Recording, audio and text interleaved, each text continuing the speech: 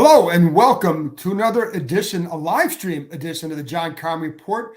Don't forget you can find our podcast at Apple, Spotify, wherever you get your podcast. You can find us on YouTube via Ampire Media. When you get there, hit that like button, hit that subscribe button. You know the deal. You can read my work on ESPN.com, and you can listen to Bram Weinstein, the voice of the Commanders, on ESPN 630. Don't forget that as well.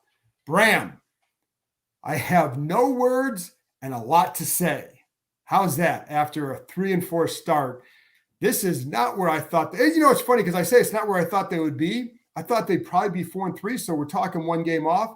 It's just that two of these last three losses have just been outright disasters. Yeah. 0-4 team at home, 1-5 team on the road, 1-5 team at a backup quarterback, and at this point in the season, injured offensive line like I've never seen. Right. And they were dominated in the first half. I mean, both sides of the ball really, but I'm really, to me, I was going in expecting the offense to be hit and miss, figure it out, young quarterback, new coordinator, everybody's, learning on the fly here. We'll cut them some slack. They might have some good games, some good moments. There are some redeeming things. We can talk about it. But there would be problems. And then, we're talking about an offensive line that I think we all knew would not necessarily be their strength, but was hopefully not going to be a weakness. And I was kind of ready for that. What I'm really not ready for is, in general, the amount of yards, big plays, and until the last couple of weeks, points that the defense is giving up regularly, and they're not playing regular world-beating offenses. I mean, this is the Bears, Falcons, and Giants. It's one thing when it was back-to-back Buffalo and Philadelphia. This is Denver, Arizona, Bears, Giants, and Falcons, and the record's under 500. And I think that's the part to me that's very surprising, that they don't have a better record, especially with what I kind of thought their defense would be this year. It's very disappointing, and it continues to be on defense, the big plays allowed. I think they're 29th in yards and points, which is shocking, given how they looked last year, where they finished last year, top 10 in both stats. But what's disappointing to me is the way, to be honest, like I felt like the interior, the D-line, I was watching the first half when they needed them most, we're not there, not in the pass rush. And too often it's like you see Tyrod Taylor. I thought the Giants' game plan was good, but too often you'd see, on the touchdown pass to Saquon Barkley, Jamin Davis has to get him inside, first of all. But what also you see is on that one and on the touchdown to both touchdown passes is a big gap to throw to through the middle. And on the one to Barkley, the reason why Tyrod Taylor can step up in the pocket is because John Allen is way on the other side. I don't get it. And that's what I think is disappointing to me, is that D-line, which I felt like there were times where they were very, very good at times. But man, that interior has not done the job, and should have done the job much better on Sunday. Yeah. That was disappointing. I'm surprised. I know they gave up a lot of yards against Atlanta, but I actually thought it was their best collective effort up front, really, against Atlanta. And there were some well-timed, pressures, and they induced Ritter into a couple of big moment picks. And these are the type of things I kind of hope to see. I know they gave up more yards than I would have expected, but a lot of it was empty yards, really. And when push came to shove, they kind of showed what their mettle is and how tough they can be to score on.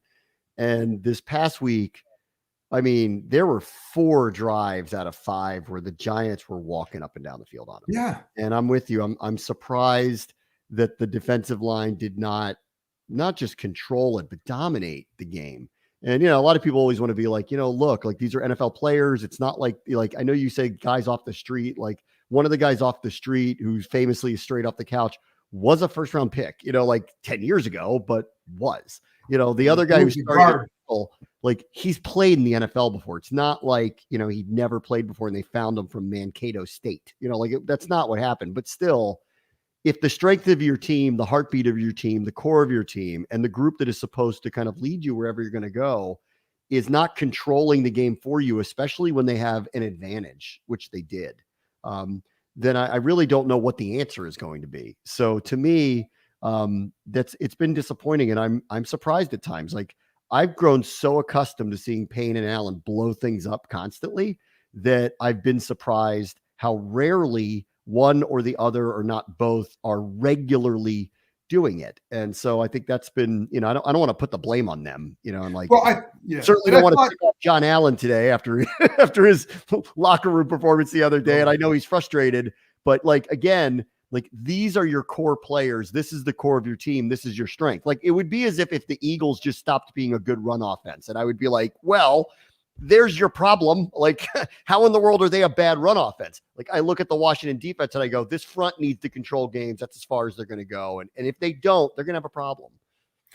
You know what I'd also like to see, Bram, and this team does not blitz much. And at some point, I think, do you start changing things up a little bit? And it's funny because you look at stats and their 5-man rushes is more because they often have, the Cinco package and, you count 5 rushes, but in terms of just tactical blitzing, sending something where it just make the quarterbacks a little bit more uncomfortable because your front four is not getting it done. And again, they keep getting out of their gaps. And to be honest, like it's not, we talked about this before. It always seems like Chase Young gets singled out in that, and it's to hell with that. Like it's not just him. No, by far. And I think the interior has been a big issue with that. I think both guys are both great players, and we've seen it. And even against Atlanta, I felt like there were some plays where Daron Payne was just awesome. And John Allen has done some wonderful things. But, you've got, these quarterbacks like Tyrod Taylor kept escaping. And why is that? So, and you have another guy coming up this week where he can run a lot. But I think that's what's been disappointing. And I think also the development, I think you need to see more from Percy Butler. And I think more consistency with executing assignments, right? And things like that. And that's what is disappointing is that they keep talking about the details, and it's not happening. No, it's not. And it's not just the defense, obviously, but that was striking. In that game, I just kind of, there's all these crazy stats. Like the Giants haven't scored an offensive touchdown in the first half at all. They did in 2 and 3 drives. Like they hadn't scored an offensive touchdown in a month. They did 2 and 3 drives. And a 3rd and 15. Well, they had a third and goal from the 15, and they scored a touchdown. I mean, it's tough to swallow. It really is. And then, really on the other side, I'm not trying to let them off the hook. Like there's a lot to talk about here. I thought Hal had a really rough game. Like, I don't think he's alone in that. Like we can talk about a lot of things. I know everybody's talking about shuffling around the offensive line. I think everything's up for discussion after what happened against the Giants. And I think, this was what was really, I think, hard about that side of the ball. And especially in rewatching is if I'm not surprised by what the other team is doing, then they are definitely not surprised by what the other team is doing. It's not like the Giants pulled out some kind of like blitz heavy game plan that they quote unquote never do. This is who they are. This is what they do.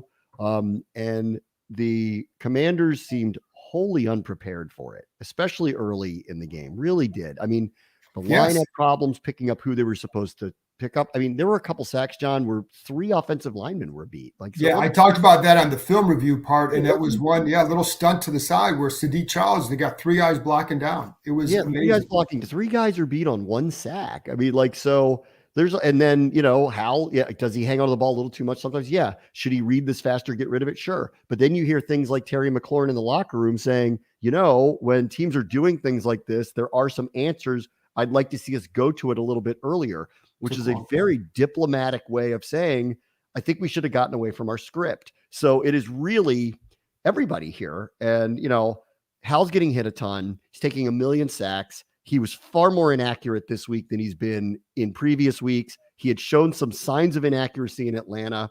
I don't want to see this kid get beat up so much that like he changes how he plays or he becomes a different player, because I've liked like the early signs of what he is, but they got to help him out. And I don't have the answer for that. I'm not the coach, but I can tell you what I see. And what I see is this offense is not functioning on the same page with one another whatsoever. And what you heard in the locker room was some brewing, finger pointing. That to me is a scary thing here, Bram, because we're not far from where it could get off a little bit here. Don't you think? I agree.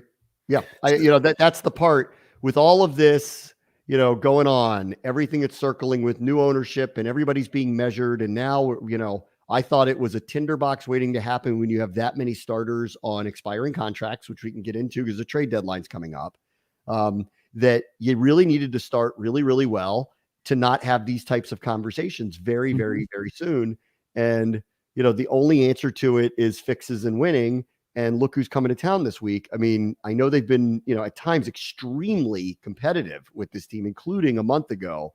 But off of what I've seen the last couple of weeks offensively, I am clearly concerned. I mean, they're 3 of their 4 touchdowns, right, over the last 2 games have all been off turnovers and short fields, all of them. And I want to give them credit for that because red zone efficiency was a problem last year. Like I said, it's not all bad. I actually think they're very creative in the red zone. They're cashing in a lot when they have these opportunities. They're cashing them in. They're largely performing very well. They were top 10 in red zone efficiency. So EB and company really are very creative down in scoring territory for the most part here. But between the 20s right now, drives are either going backwards, they're killing themselves with penalties. The offense unraveled terribly, over, last week against the Giants. And so does that add up to beating, a NFC contender? Boy, I hope so. I guess I saw the Patriots, who looked equally as bad for a couple of weeks, beat the Bills last week. So I guess anything can happen. Yeah. And, here's the other thing too. What I was going to say with Howell, I mean, it obviously the season becomes a lot about him and what he can do, but it's funny because what are the solutions early they can get to, because they start horribly on both sides of the ball. They are I would say they're the worst defense in the NFL on the first possession, in the first quarter, certainly with all the metrics. And I'm writing a story about this for ESPN.com and, put in some of the numbers in there. Conversely, they're one of the worst offenses in the first quarter and on the first possession. I think early in the first quarter, they average like less than, you all say and I even asked the question the other day, do you need to run the ball more? Or just run it better? They have to be a lot more, but better. But their run game isn't very good. And I think they get less than 2.5 yards per carry in the first quarter. So it's what's the answer early? And, then you have, again, protection breakdowns. And then you have, when you have Terry, if you're not getting and you have to get the ball to Terry McLaurin in the first, if you're struggling on offense, if things are popping and all that, and he's not getting the ball, okay, that's the goal is to pop. But if you're struggling and that dude has 1 target in the first half, that's a massive failure. And he's got one-on-one situations on the outside and you're not getting the ball to him, that's a massive failure. And so there are just all sorts of issues here that's hard to fathom. Now, one of the things, Bram, that, we got a couple of things. Ron Rivera talked about, they feel like they have the quarterback that gives them some hope and the opportunity to get better in the second half. Yeah. Have you seen enough from Howell to say that? And is this the rest of the season? How much does it become about him? Well, I mean, the early returns for me were actually very good. I really do like what's going on here, but I am concerned about attrition, John. I mean, right. Taking too many hits. He's getting sacked over and over. He needs to, I hear them out on he needs to develop, and there's a lot going on here. And I don't disagree with them on all of that. But I think the reason why he's out there is because he does have a high skill set, some very good signs. He's resilient. But like I said, it wasn't just that he got hit so many times and was sacked so many times. He was far more inaccurate than he's been over against the Giants, and he's really been in any other game. And I'm hoping that that's just a one-off, but it feels like a trend. It kind of started happening later in the Atlanta game, where I think when we talked last week, I said, this is the first time I watched him, and I thought he forced a few things late, where he really tried to get it to Terry, but really tried to force a few things. And I think some of the criticisms of the offense was, well, this guy's getting all these targets and these guys aren't getting these targets. Well, the ball's going where it was supposed to. That's what I liked about what Sam was doing. He's had some mistakes, but that's what was happening. It started getting inaccurate late against Atlanta. And then this one, was striking. He missed on a 3rd and 5. He missed Logan Thomas badly on what should have been a pitch and catch. Yes. There were a couple of others early in the game where I know yeah, like I know he took a lot of sacks and he's running around for his life and all this stuff, but when he did have some clean pockets, he was missing. So that just worries me that like he's had 40 sacks and he's been hit more than anybody else. And there's a long way to go here. So to answer your question, I do see the signs there. I think they need to protect him more. And I don't know exactly I agree with you on the run game. It's not as simple, just run the ball more because it isn't really working early. No, it's not. They need to refine it because if nothing else, they've got to take some of the load off of him. I can't believe I never would have thought, as much as I expect them to pass more than they did, I never would have envisioned them being a 65-35, 70-30 pass team. Never, ever, ever with this offensive line and this young of a quarterback who they keep saying they need to protect. I never, ever, ever would have thought that was the case. So whether it's working or not, they got to figure out a way to run the ball more and try to make this easier on everybody. Yeah, and I think and the problem is it's not just, listen, I thought the other day, I felt like the protection was really bad. And, in a lot of the other games with the sacks, I felt like a lot of it was on Howell and just some penchant. But there were times the other day where blitz isn't picked up, and it should be because you have enough in protection to do so. But then you look at the all 22 and nobody's turned around when he's about to get hit. And so where do you go with the ball? So that was a problem. Then are the receivers getting enough separation against press man coverage consistently? And I think with Terry McLaurin is the best one at that, right? And but there were just a number of times where there's like you have McLaurin one-on-one on the outside, that's where you go, or Dotson even, right? And there were a couple of times he tried to do that. So that it's been a problem. And I think I wonder about the run game design because you don't see until they got on like Brian Robinson's touchdown, you don't see a lot of gaps, really good gaps created. Is that because of some of it's just the design? Some of it could be Robinson setting it up. I feel like Chris Rodriguez does a good job with that. However, some of the runs where he had 5 or 6 yards, a lot of it is him plowing forward for 4 more yards when guys are at his legs. So it's not working. And I felt like you knew that there would be an adjustment with this offense because there are a lot of new guys and there is a young quarterback and all that. So you knew there'd be an adjustment. I think that, to be honest, Bram, the disappointing part is how bad the defense has been because you felt like if the defense can play a certain way over the first 7 or 8 weeks, 9 weeks, then it gives the offense a chance to kind of develop. And that really hasn't been the case either.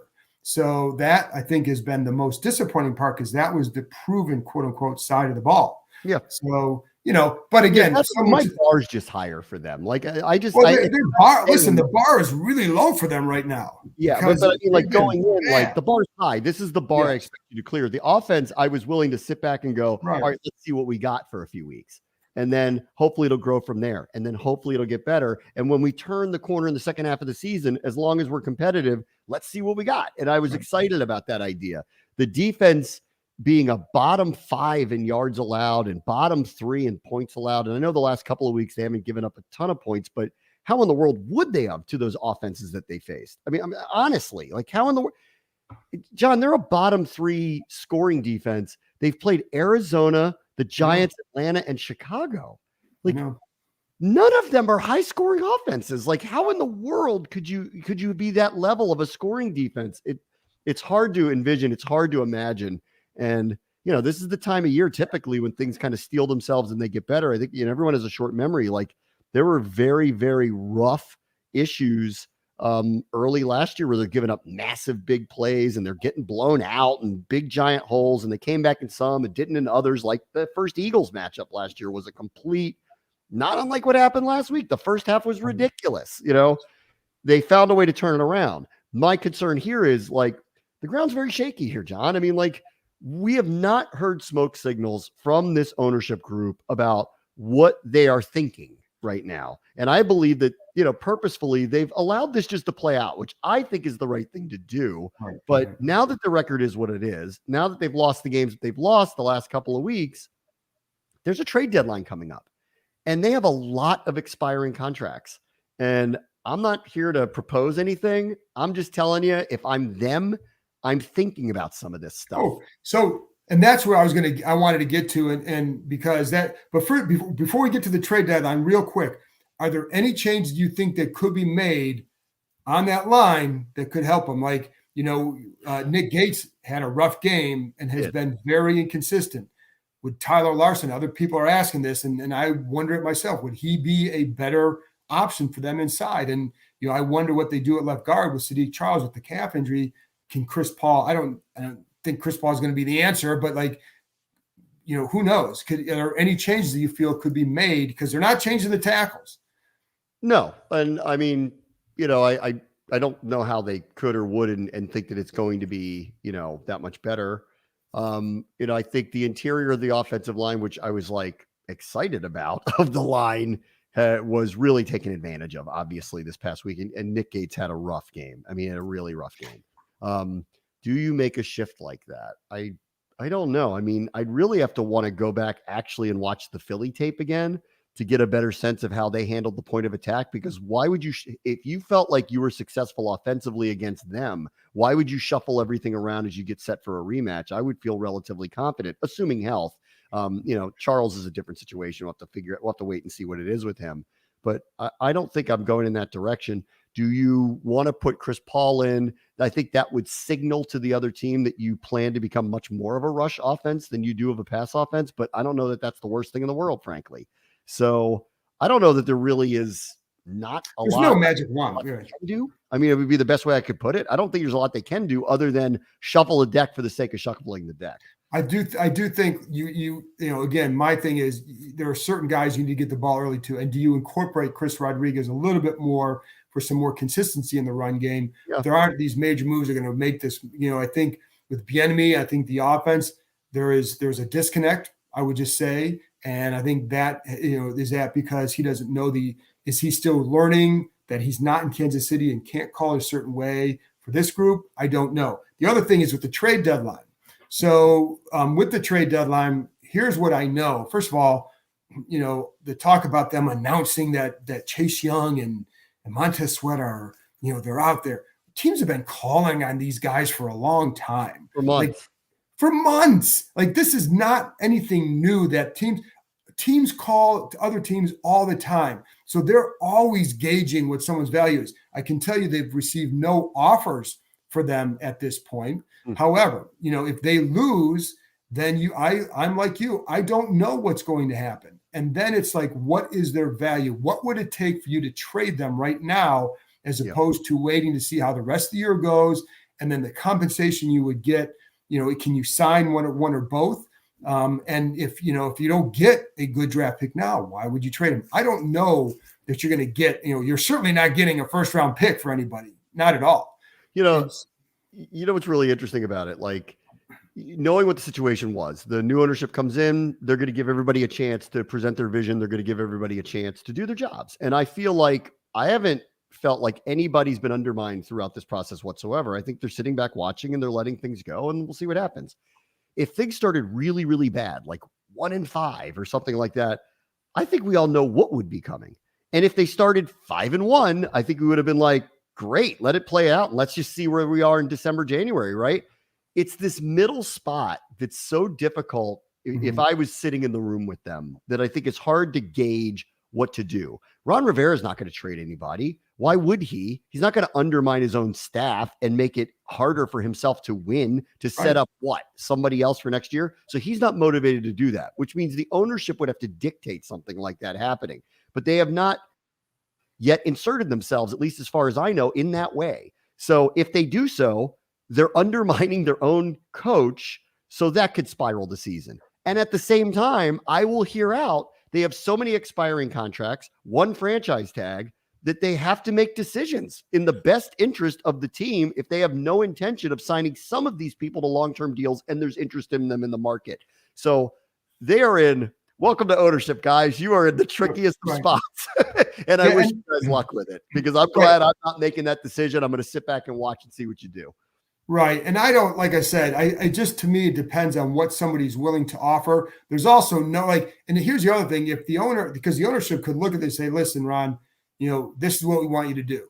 And what the ownership, if I'm the ownership, I'm looking at trying to make it more enticing for, if it goes south, for whoever comes in next. If you think that, like, hey, you're 3-5, not going the way we want, and we're going to look at the future. And if you guys rally with these young guys, we'll take that into consideration and keeping you for the future. If not, we want assets. So you're not going to trade these guys for an offensive lineman or a linebacker or anything like that, because what you need are assets. That's what these guys need. And I could see if you're going to trade them, it would be for a draft pick. Yeah, of course. It would be to set the table for whoever the next decision makers are. At the same time, I'm sitting here saying this going, but they're 3-4. The season is not over. No, I know it has looked very good recently. No, it hasn't. And if you do make these moves now, you're undermining this season. You're undermining this coach having any chance of turning it around. Right. So it's not an enviable spot to be in. And plus, I think it's what I liked about this ownership group coming in, especially with Josh Harris, is he's owned teams before. He's not going to be someone who's going to have an itchy trigger finger to do things that are very rash. So, right. He's been in the ups and downs. He's lived it in the NBA. He's lived it in the NHL, really in the NBA, especially with that team, with the trades that they've had to go through with some very prominent players up there. So this isn't the first time that he personally has had to deal with this. And, this Magic Johnson, if he's being consulted about it, this is the 8 millionth time that he's dealt with very complicated issues in the middle of a season. So I do feel like we're in the steady hands that won't do anything really rash. Right. That said, right. I do think they're the owners. They're going to have to make some choices here, and they could choose to, it's Ron's job until the end of this year, and we're going to let this play out and however he sees best fit. Or they could say, Ron, we don't like what's going on here. We don't think that we're going to extend this person. We want the market tested to see what it is. Right. And I could see either one of those scenarios. Right. Really. And then in that situation, let's say, because the guys who have the most market value are Chase Young and Montez Sweat. Then the question is, what kind of market value do they have for basically what would be half a season? Are teams really going to give you more than a third round pick at this point? And I don't know why you would do that, to be honest. For Montez, you want to see the plays, and he's not there. Chase Young has been a lot more active, but you want to see, for him to get a lot of value, you want to see game-changing plays, etc. So I don't know that you're going to get anything above that, in which cases, you may as well ride it out and just see where it goes, knowing that you get that comp pick, but not until the following year. So really it becomes, would you want something now? I don't know that a lot of other guys, you have Cam Curl, Casey Tuhill, James Williams, Antonio Gibson, Cody Barton hurt, Sadiq Charles hurt, Kendall Fuller, Curtis Samuel. Are you going to get something for them? Mm-hmm. So, that's what you'd have to look at. And I don't know. So, but I think it becomes a legit question if they lose. And I don't think it's a rash decision if you're 3-5 and the owner says, we're not going to re-sign all these guys. So, who are some guys that you may think may have some value to get something? But I don't know that there's a lot there. No, it would also not only be 3-5, but it'd be 3-5, 0-3 in the division. Correct. So you're big trouble there, right? And then so we all get it. That said, just think about that. They go into kind of sell mode, and then they're asking Rivera to keep the locker room together for the rest of the year. And the biggest concern for me, really going in with all the expiring contracts, and I don't think this was totally by design. I mean, honestly, because previous ownership was selling the team, I don't believe there was much authorization to go out and sign anybody on the team, even if they wanted to. Right. And then the new ownership came in so late. Remember, during the summer, Rivera was saying things like I want to present a vision to them, and I need to talk to them. And I obviously the answer back was, we want to see this play out, and we'll just let the chips fall where they may. So some of this was not totally by design. That said, the one decision that they could have made that they chose not to was they could have protected one more year with Chase Young, and they chose not to do that. They did not pick up the 5th-year option. So that's the one where they had an option to do so.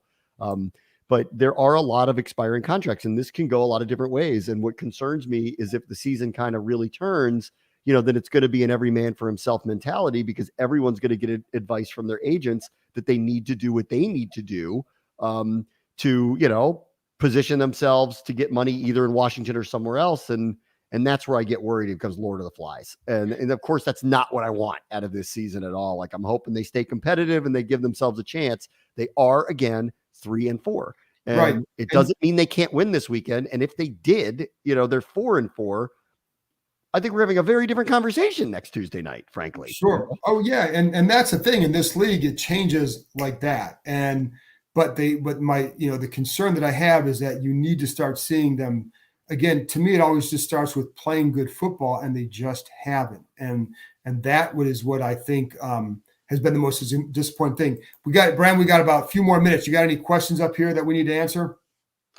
I mean, I haven't seen many other than people are just complaining, which I don't blame them. This is Therapy Tuesday. Like, vent it out, baby, because it's hard to watch, and I don't blame people for feeling the way they do. Here's one. I'd like to hear what your thoughts are on this. John Allen, had a moment in the locker room the other day, right. and I was talking to a couple of people I work with who said, this isn't that out of character. Every year he has a moment or two where he gets frustrated because he wants to win. He gets frustrated. This one was a little much. When you say 7 years of this, what did you take that to mean? I didn't take it. My understanding is that certainly, especially with Del Rio, that he has no problems with him. So, and I'm not saying he does with Rivera. I don't think that's the case. I just think it's after a while. Listen, fans have been feeling this way for a few decades. He's been going through this for 7 years, and it's his life, right? It's his livelihood, and you keep losing, and it's the same story every year. You think there's this, you think there's that. They are things that were changed up, and listen, man. They gave a lot of power to Eric Bieniemy, and that trickled down to everybody feeling it on defense, on offense. And if you're going to go through a certain kind of training camp, you want to see the results pay off, and it has not. And I think there's a lot of frustration with a lot of that stuff. Not, just that it hasn't paid off, and it's another year where it feels like, where is it going? And like, there was nobody more excited, I think, the day of the press conference with Josh Harris at FedEx Field. The two people who were most excited, and maybe the most, was John Allen, because the fans were there and they were excited about something. And you could feel with those guys that they felt, hey, maybe it's going to be different this year. And they're busting their ass during training camp, et cetera. And then it hasn't been different. So I think I'd be frustrated too. I mean, that was a different level of tirade, but I think it was as much just the same stuff keeps happening. But again, there's that do your job thing. And I think a lot of that was for those D linemen and it's not just them. It's not, but they should be the anchors of this whole situation on defense. And that's where, it has to start up front, because that's where the talent is. Yeah. I think the only other one I would like to hear your perspective on was Terry McLaurin's very diplomatic, but it was pointed in the locker room. Very. It was very, it was very pointed about, adjusting, on the fly, and it was meant to the coaches. It was. There's 1,000% it was. I don't know what your read was, because I thought he did it in a very diplomatic manner, but his message was loud and clear to me, and I think it was to you too. So I wonder how you kind of felt about that. Definitely. And and I talked about this on the film review that's up now. So if you want to hear more about that, somewhat like what really went wrong on offense, it was the play calling. To me, was part of it. It was not the only thing, as we talked about some of the stuff earlier. But I look at how the Giants handled Tyrod Taylor in the first half. Some of the things they did to help out a situation where you have a banged up line, where you have a backup quarterback, and what did they do? And there were times like that second drive, you have Jalen Hyatt one-on-one with Benjamin St. Juste on the outside, you automatically go to the fade. And that's something they didn't get to with McLaurin until 1 minute was left in the third quarter. Now, he did run a fade earlier in the game, didn't go to him, and they ran it like a back shoulder deep one to Dotson, but it wasn't enough. And then they started doing more meshes and crossers. I would say, trust me, he's well aware of what was and wasn't being run. And then when he says too, guys are coming up to me saying, we need you to make a play. We need you to make a play. The code for that is, give me the ball. That's a Terry McLaurin version of throw me the damn ball, because that's how he is. He's very diplomatic. He does not want to go and ruffle feathers. He does not want to be a distraction. He had talked to us, a few of us a few weeks ago, about how one time he did go to the coaches about not this season, but in the previous season. And he said it backfired on him. So he doesn't, he's very careful about all this. But when he says that, you have to take notice. You have to. And I don't know how much they did or not, because we'll see. But it's funny because the other thing, Bram, along with that is, in the past, we'd always see, okay, McLaurin doesn't get the ball out this game in the first half, next game, he's going to get the ball a lot. Yeah. It was very similar to in the past, hey, you threw 50 times in a game. That's not what we do. We got to go back to running. They go back to running. Now, I asked Rivera about that Monday, and he's comfortable with what it is. Anyways, that's my take. It was very telling what he said. Yeah, Rivera has publicly backed Bieniemy through all of it, even through the questions. And at times, I do wonder why across the board do you back everything that's happened so far, but that's where we are. Yeah. So, and I think to them, despite how it feels to everybody else, it is still early, and there are ways you can turn it around. I mean, we've seen seasons like that before where it just turns and you don't always know, and you just start playing better.